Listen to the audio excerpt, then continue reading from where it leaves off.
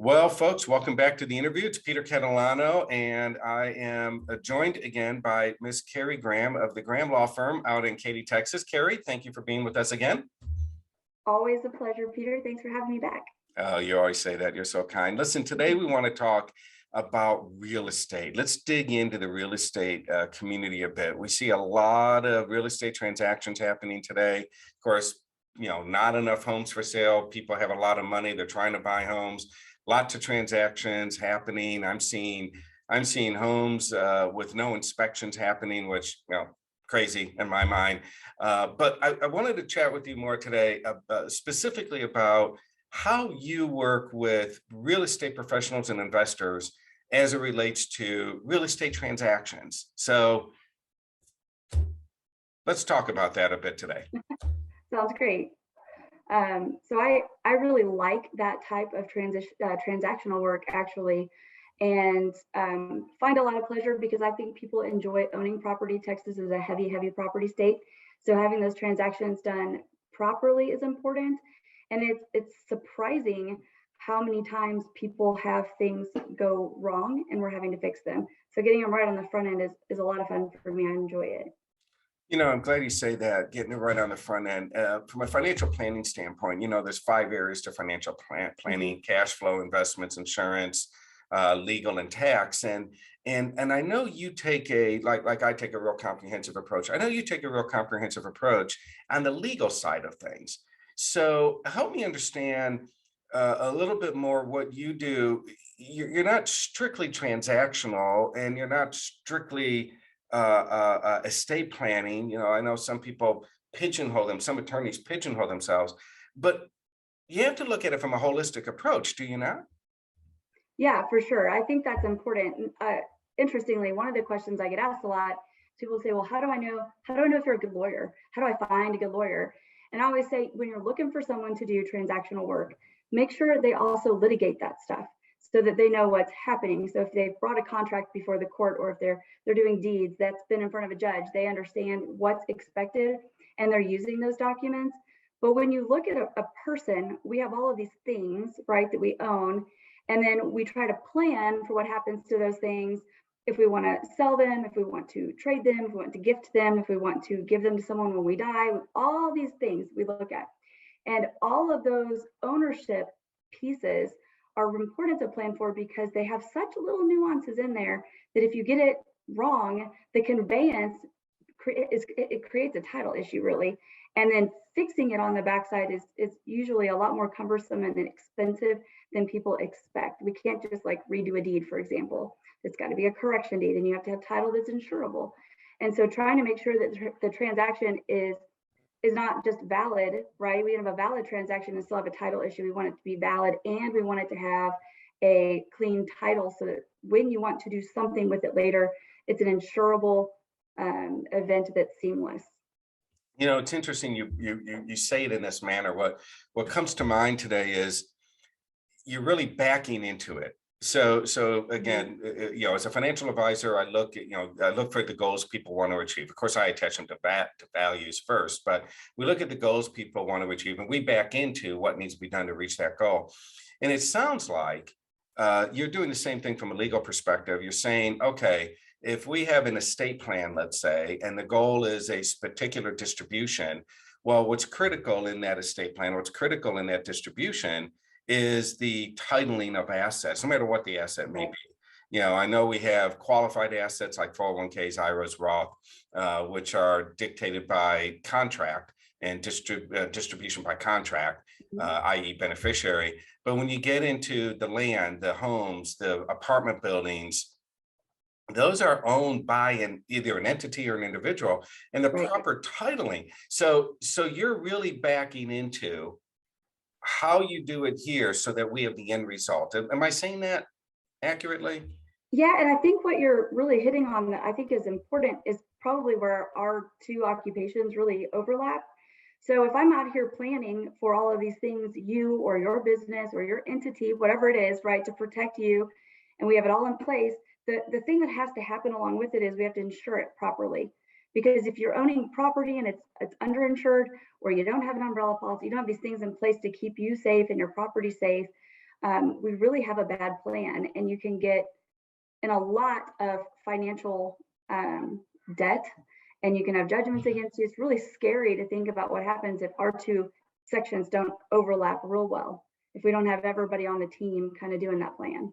I appreciate you saying that. One of the values that or ways that I guess better said that I operate is, again, I take the 5 areas of planning and I look for subject matter experts in each area so that we're all working together as a team. That's why I love working with you is you bring that legal perspective and make sure that all things legal are handled, right? Because, again, back to the real estate transactions specifically here, I found that not all real estate is owned individually or owned by a couple. If that's the case, a lot of it, is owned by entities. I know a gentleman's got 15 entities because he's got multiple relationships with investors and multiple properties out there, and he's got more LLCs than I've ever seen in my life.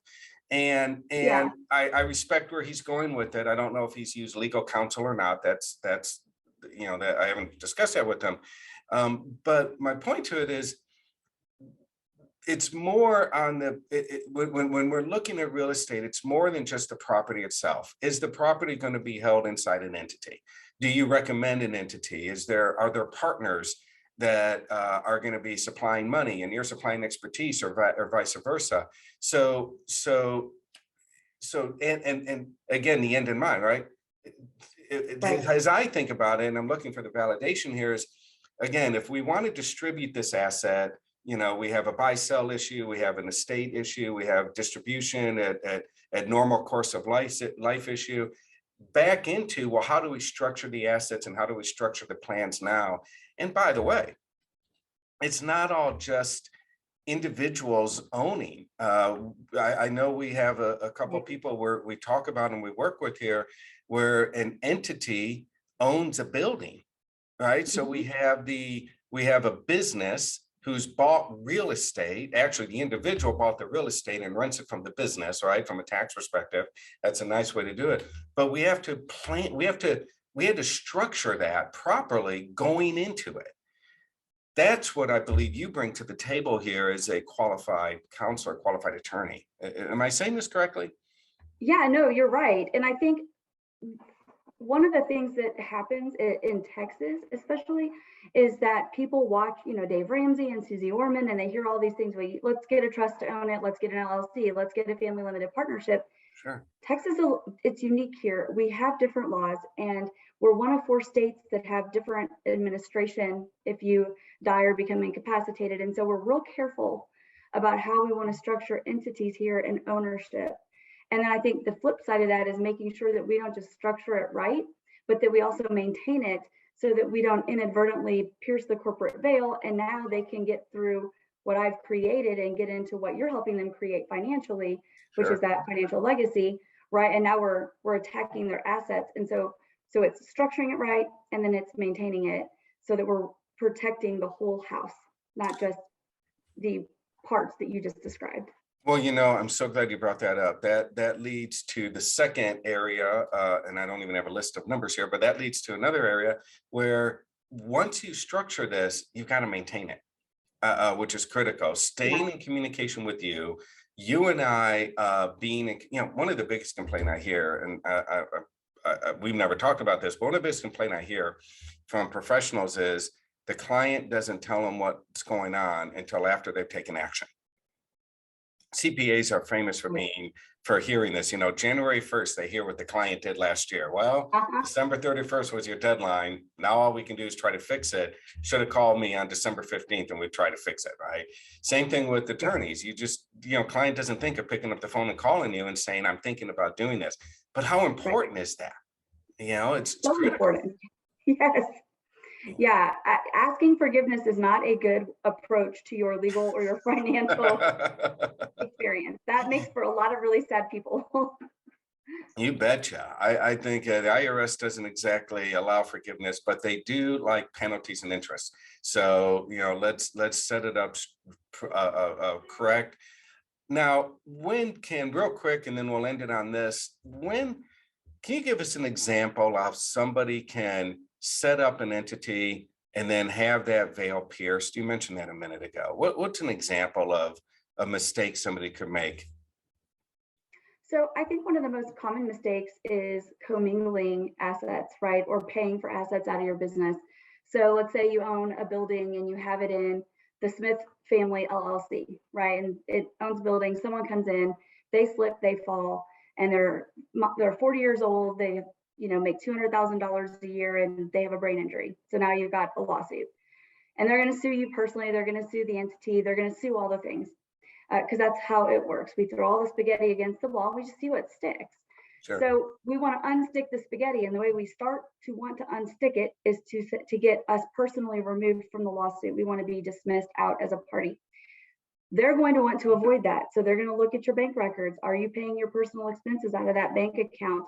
Are you using money from that account as cash? Like, there's just things you're doing that are really not keeping you separate from that business.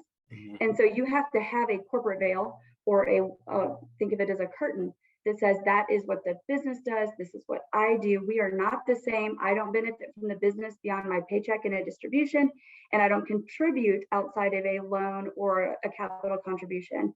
And so making sure that's really clean, so that when they get that discovery, they get those books, they don't look at it and say, no, you're too mingled. Now we can keep you in the lawsuit, and now we can start attaching to your assets, not just the business. And so we've given ourselves massive exposure.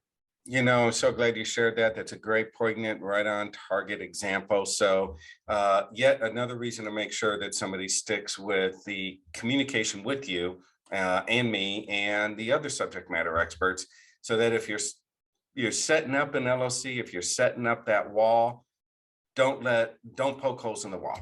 And this is one example of how you not do it. Kerri, you've been another wonderful. Thank you for being with us on the interview again and sharing your expertise, especially as it relates in the real estate professions. I love your holistic approach. I think it makes perfect sense. Of course, I do it myself. So why we work together, I really appreciate. Any parting words? Thank you. No, but thanks for having me. It's always a pleasure, and it's always great to spend time with you. Good working relationship. I really appreciate that. Okay, same here. Kerri, thank you so very much, and we'll look forward to hearing from you again. Thanks.